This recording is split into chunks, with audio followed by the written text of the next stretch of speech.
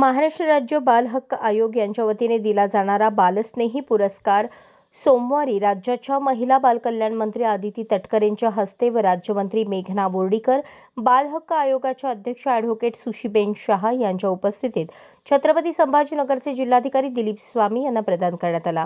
मुंबई येथे यशवंतराव चव्हाण सेंटर येथील शानदार कार्यक्रमात पुरस्कार देऊन गौरवण्यात आले। जिल्हाधिकारी दिलीप स्वामी बालकांच्या हक्कांचे संरक्षण होण्याच्या दृष्टीने त्यांच्या प्रशासकीय कारकिर्दीत राबवलेल्या विविध उपक्रमांच्या यशस्वीतेमुळे त्यांची या पुरस्कारासाठी निवड झाली।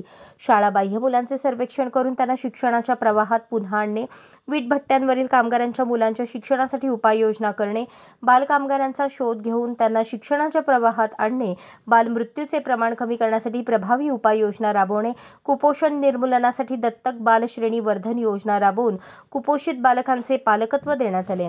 त्यात 4800 बालकांचे श्रेणीवर्धन झाले।